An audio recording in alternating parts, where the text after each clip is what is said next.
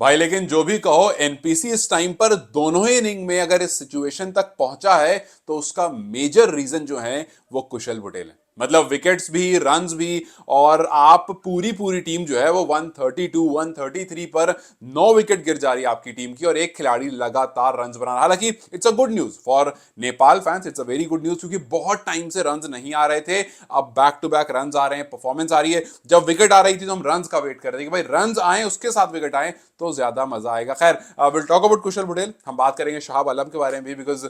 मजा डाल रखा भाई इस बंदे ने। और फिर उसके बाद विल टॉक कि भाई पॉसिबिलिटीज क्या हैं कल वाले दिन में, जय ट्रॉफी का जो फाइनल का आखिरी दिन है उस दिन क्या हो सकता है अगर वेदर कहीं पर कोई हिंड्रेंस ना डाले, कोई रुकावट ना डाले। खैर, उस सबसे पहले मैं बोलूंगा भाई भोजपुरी कमेंट्री सुनने में मजा तो आता रहता है। खैर, मुझे नहीं पता था इतना वाइडली बोला जाता, मतलब मुझे पता था कि नेपाल के बॉर्डर वाले रीजन में काफी भोजपुरी बोली जाती है, बट जब कमेंट्री सुनते हैं तो थोड़ा सा और मजा आने लगता है, बिकॉज एक तो समझ में आता है ना सब कुछ, बिहार से ही हूँ तो समझ में आता सब कुछ। हालांकि मैं बोल नहीं पाता हूँ बिकॉज मैं रहा नहीं हूँ ज्यादा और उस रीजन में नहीं रहता हूँ मैं जहां पर भोजपुरी बोली जाती है, बट हाँ समझ में आती है। सो सुन करके थोड़ा मजा भी आता है, बिकॉज थोड़ा सा वो कॉमिक वाला एंगल भी इसमें निकलता है। खैर, मैच के बारे में बात कर लेते हैं पहले, फिर भोजपुरी के बारे में कभी और कर लेंगे।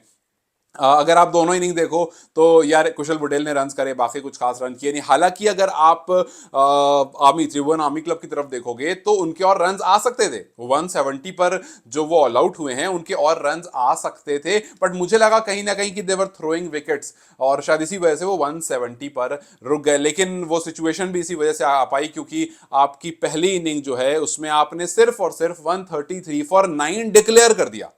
I did not know, because I must have miss something. मुझे जरूर बताना डिक्लेयर करने का रीजन क्या था। मतलब क्या आपको अपने लास्ट बैटर पर भरोसा ही नहीं है बिल्कुल? बिकॉज अभी हम उसी सिचुएशन में यहां पर दोनों बैटिंग कर भी रहे हैं। सो उस टाइम पर क्या ऐसा हुआ था? I miss that portion, because जब मैंने खोला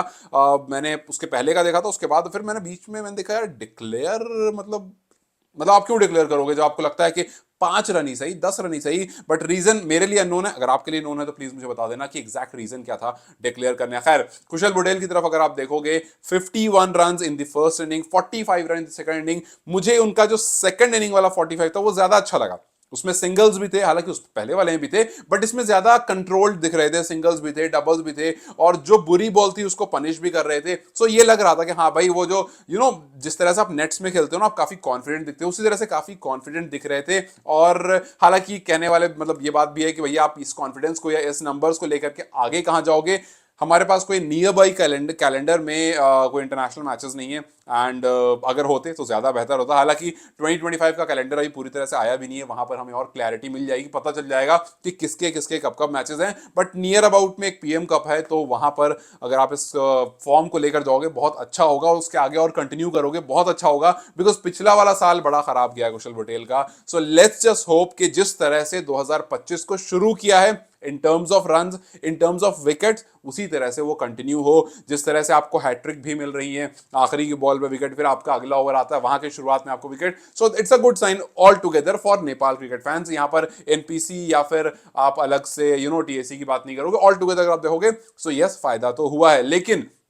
एक कॉमन चीज जो हमें हर मैच में, हर इनिंग में देखने को मिलती है वो यहां भी मिली, और इनफैक्ट दोनों इनिंग में मिली। मैं बात कर रहा हूं कोलैप्स की। आप देखो, कुशल ने रन्स की, कुशल के साथ आकर के पहले इनिंग में अमित ने थोड़े बहुत रन्स कर दिए थे, फिर अर्जुन ने कर दिए थे। सो 20-28 रन इन लोगों ने कर दिए। 98 फॉर 3 से आप 133 पर 9 विकेट गिर जाती है और डिक्लेयर करके आप चले आते हो। सो कोलैप्स, आई डोंट नो कि क्यों वो लोअर मिडिल और मिडिल ऑर्डर जो है वो ऑलमोस्ट हर मैच में यही सेम सिनेरियो हमें देकर जाता है, और हम वही देखते हैं। और दूसरी तरफ जो शाहब आलम है, मतलब यार मुझे ऐसा लग रहा है ना कहीं कि ये जो टूर्नामेंट्स हो रहे हैं, चाहे आप एनपीएल की बात करो, चाहे आप जय ट्रॉफी की बात करो, ये जो टूर्नामेंट्स है ना, ये सीनियर्स को एक्सपोज जरूर कर रहे हैं, लेकिन ये नए नए खिलाड़ी, हालांकि मैं ये नहीं कह रहा हूं कि शाहब नए हैं, लेकिन नए से मेरा मतलब है जिनको आप प्लेइंग 11 में नहीं देखते, जिनको स्क्वाड में हम बात जरूर करते हैं कि भाई क्यों नहीं है, कहां है, क्या नहीं है, बट आप प्रेफरेंस में नहीं रहते हो। वो प्लेयर्स जो प्रेफरेंस में नहीं है वो इन टूर्नामेंट्स में परफॉर्म कर रहे हैं, और कहीं ना कहीं वो सिलेक्टर्स के दिमाग में सवाल जरूर डाल रहे हैं कि भैया आगे जो भी कुछ आने वाला है ये देख के रखना कि एक इनिंग में 7 विकेट, अगली इनिंग में 5 wicket, and he is just exceptional. मतलब भाई बैक टू बैक मैचेस में आप फाइफर ले रहे हो, ये it doesn't happen every day. So yes, ये टूर्नामेंट्स जो है वो शहाब आलम जैसे बहुत सारे प्लेयर को, जिसके बारे में हमने एक वीडियो में बात की थी, बहुत सारे प्लेयर को लगातार सामने ला रहा है, रख रहा है, उनकी स्किल्स को रख रहा है। और अगर पिच कुछ सपोर्ट कर रही है तो व्हाई नॉट उसका क्यों ना पूरी तरह से उसका सपोर्ट लिया जाए, जिस तरह से बशीर अहमद भी ले रहे हैं।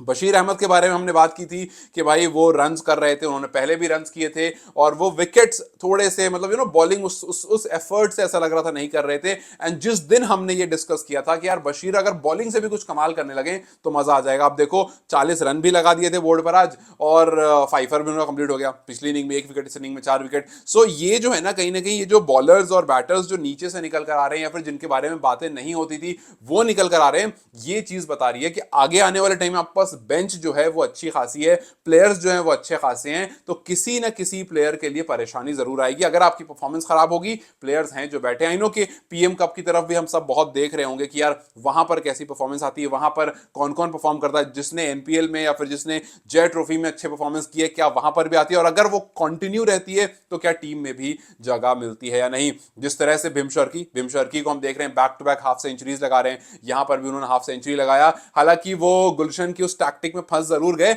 लेकिन अपना काम वो ठीक ठाक कर करके वहां से चले गए थे। And that was the reason कि आपने 170 बोर्ड पर लगा दिया, लेकिन उस 170 को जब आप चेस करने सेकेंड इनिंग में एनपीसी आता है तो फिर वही सेम कहानी आपको देखने को मिलती है। हालांकि ओपनिंग ऑर्डर चेंज जरूर किया आता है लेकिन कोई खास फायदा होता नहीं है, आपको पहली विकेट के लिए हाफ सेंचुरी की पार्टनरशिप मिल जाती है, 51 पर पहला विकेट जरूर गिरता है, लेकिन फिर उसके बाद जैसे ही कुशल पटेल आउट होते हैं उसके बाद पूरी टीम एक बार फिर से ऐसे पत्तों की तरह ढा जाती है और 131 पर 9वां विकेट भी गिर जाता है। और फिर अब आप कल बैटिंग करने आओगे, फिलहाल 132 फॉर 9 है, कल कितना स्कोर एड ऑन होगा खुदा जाने, बाकी इतना स्कोर है नहीं कि बहुत मुश्किल होगी इस स्कोर को चेस डाउन करना। लेकिन